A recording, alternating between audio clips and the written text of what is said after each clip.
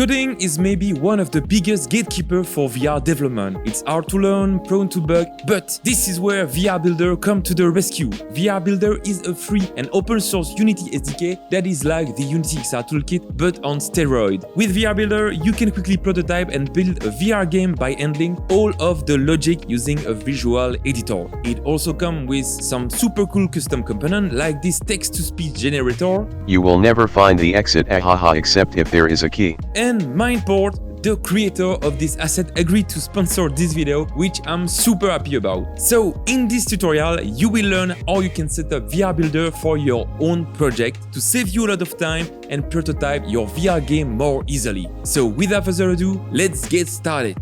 Okay, so I'm inside a fresh Unity project. I'm using Unity in 2020.3, but any version above this one will do the work. So the first thing we are going to do is download the VR Builder package. So if we search for it on the asset store, it will send us directly to this page right there that you will be able to find in the description below, of course. Now, if I click on Open in Unity, it will send us back to Unity and open the package manager for us with this asset. So the only thing left for us to do is to download it from there. As you can see, I've already downloaded previously. So the next step is to click on import everything and wait just a little bit.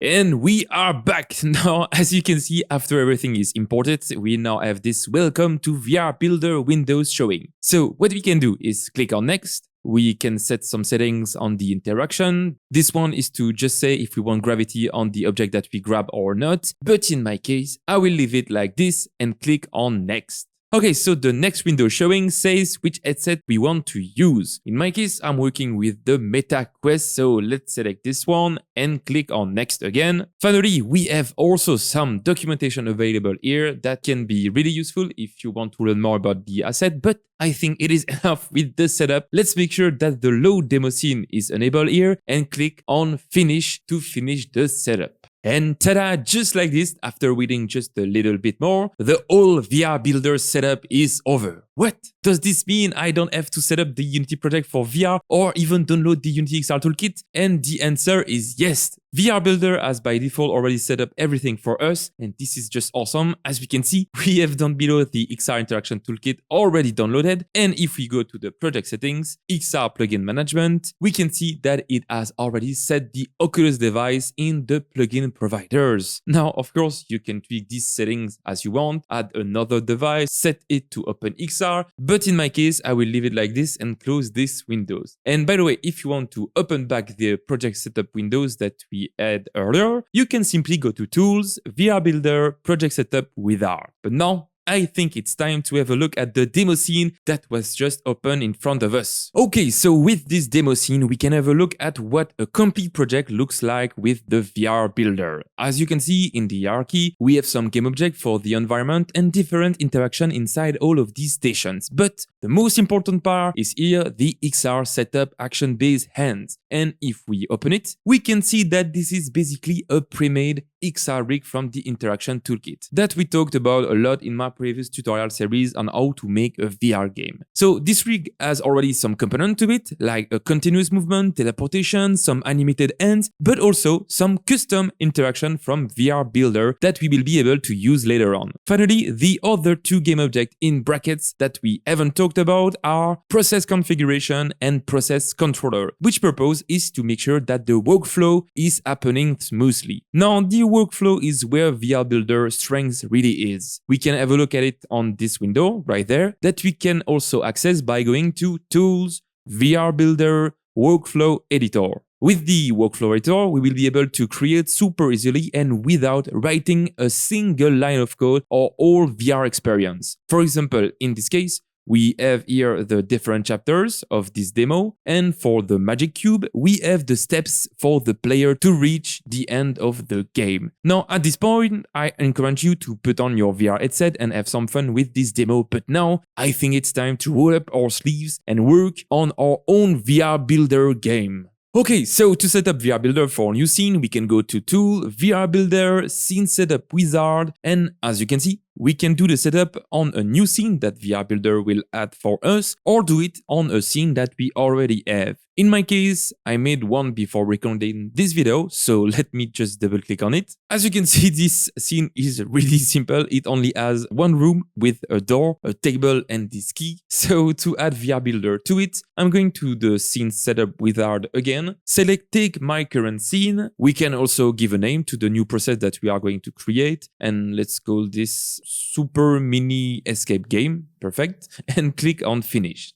Already, we have a new workflow windows that just opened, and we have the 3 game objects from earlier that were added to the scene. So the rig and the 2 process elements. Now, as you can see, the process configuration is set to the mini escape game process that we have here on the workflow windows. And now I'm simply going to put the XR rig in the center of the room like this. We can do some modification to the XR rig like we would with any VR game. In my case, I like to set the tracking origin mode to floor. This is optional, of course. And if we look below, we have here this locomotion ski manager, which is not by default in the Unity XR toolkit and can allow you to say if you want continuous movement or not, the turn style you want, and much more. We also have teleportation on this rig as well. So to enable it on this scene, we can select our ground, add a teleportation area component to it, and set its layer to XR teleport. There you go. Now, for some reason, by default, the interaction layer mask of the teleporter is set to nothing, so we can fix this by selecting both our teleportation controller,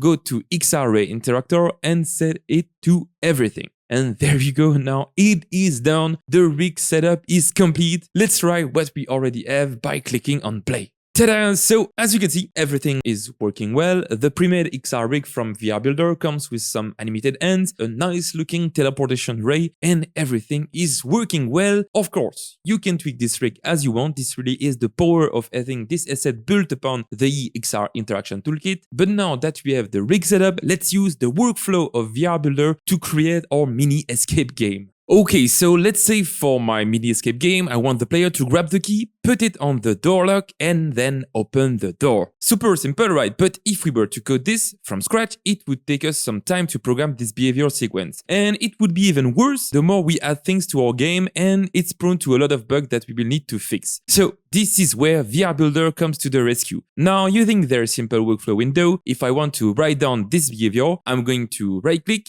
create a new step. Another window appears, as you can see, called the Step Inspector windows, and that will allow us to say what this step is all about. We can write at the top its name to grab key, for example, even write a description if we want. Now, to complete the step, when we grab the key, we can go to Transition, add a condition, go to Interaction, and we have a bunch of interaction that we can choose from, but in my case, I will click on Grab Object. Now, what's left is to say which object we want to grab, so let's drag the key over there, but we now have an error showing because there was no grabbable component on the key, so if we click on Fix It, this will do all of the job for us. Now, if we have a look at our key, as you can see, it has added all of the components needed to grab this key. This is such a time saver, and we can change their setting like we would for a normal XR grabbable object. Like, let's say we can change the grab type to instantaneous, for example, but something it doesn't add by default is a collider. So make sure to add one. In my case, I will click on Add Component and add a simple box collider.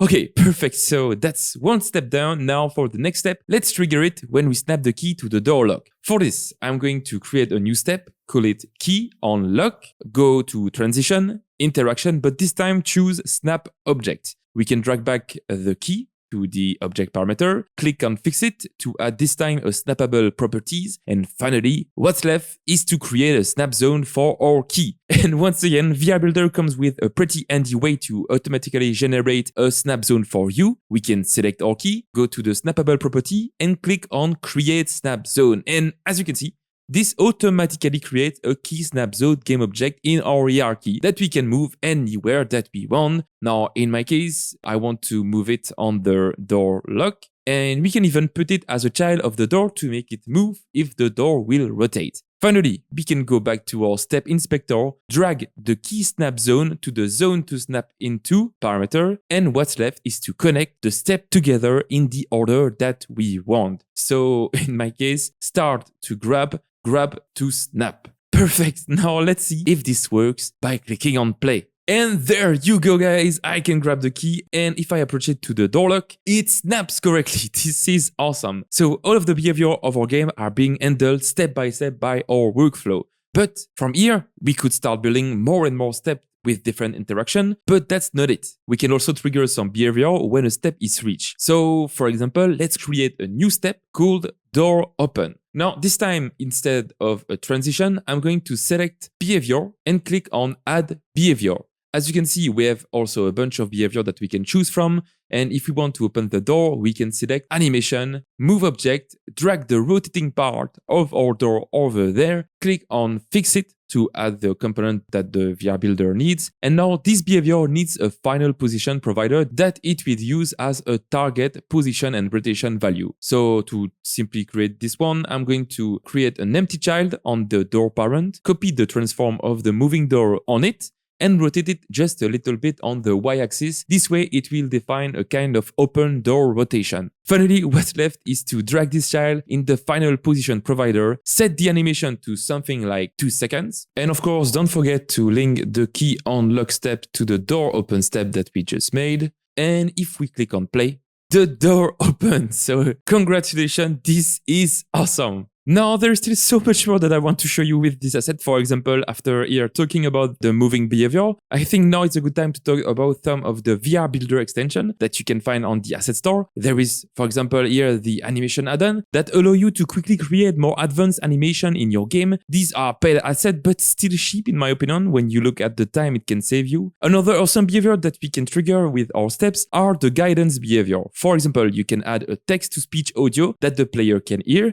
and which can help you quickly prototype the voice line of your game. So let me show you this one. If I go to the first step, click on behavior, add behavior, guidance, and select play text to speech, we can write down any text that we want. So let's say, you will never find the exit, except if there is a key. Now we can play this behavior before the step execution over there, and it should play an audio that says this exact text when we click on play. How awesome is that? Now, just for fun, let's add another guidance, but at the end this time. So let's select our last step, go to behavior, and for guidance this time, I will select spawn confetti. I guess you understand what this one is about to do. For the position provider, I will set it to the XR rig and make it last 3 seconds. And for the execution stage, set it to after step execution, so the confetti will spawn afterwards. Now everything is ready. Let's click on play once again to test what we made.